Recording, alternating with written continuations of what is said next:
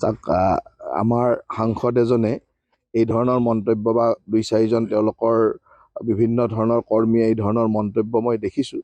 কিন্তু তেখেতসকলে মুখ্যমন্ত্ৰীগৰাকীৰ বিষয়ে মন্তব্য দিয়াৰ আগতে তেখেতসকলে যিজন নেতাৰ পিছে পিছে ঘূৰি ফুৰিছে সেইজন নেতাৰ মানসিক অৱস্থাটো জানি লোৱাটো ভাল।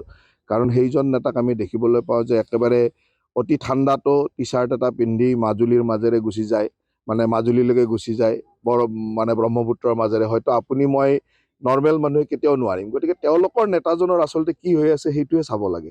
তেওঁলোকে বেলেগৰ নেতাৰ সমালোচনা কৰাতকৈ তেওঁলোকৰ নেতাজনো আচলতে কি হৈ আছে। কাৰণ আমি যিবিলাক বস্তু দেখি আছোঁ যে নামঘৰতো টি চাৰ্ট পিন্ধি গুচি যায়, কেতিয়াবা মাজুলীলৈকে যায় একেবাৰে ফেৰীৰ মাজত টি চাৰ্ট পিন্ধি গুচি যায়, বাকীবিলাকে জেকেট পিন্ধি ঠাণ্ডাত কঁপি থাকে, তেওঁ টি চাৰ্ট পিন্ধি গুচি যায়। গতিকে সাধাৰণতে আমি তেনেকুৱা মানসিক বেমাৰ থকা মানুহক সেইবিলাক দেখি থাকোঁ যে ঠাণ্ডাত গৰম কম্বল উৰি নাথাকে, খালী গাৰে থাকে, গৰমত কম্বল উৰি থাকে। এইবিলাক মানসিক ৰোগ তেনেকুৱা মানুহকে দেখা পাওঁ। গতিকে তেওঁলোকৰ নেতাজনৰ তেনেকুৱা কিবা আছে নেকি সেইটো আগতে বিশ্লেষণ কৰক, তাৰপিছত আমাৰ নেতাজনৰ কথা আলোচনা কৰিব। নিশ্চয়কৈ মিয়া এৰিয়াত এটা প্ৰভাৱ পৰিব। তেওঁলোকে মিয়াকে টাৰ্গেট কৰি আহিছে। য'ত খিলঞ্জীয়া মানুহ আছে তাততো কোনো প্ৰভাৱৰ কথা নাই, তাততো আৰু 10টা 15টা 20টা সিমানেই মানুহ থাকে।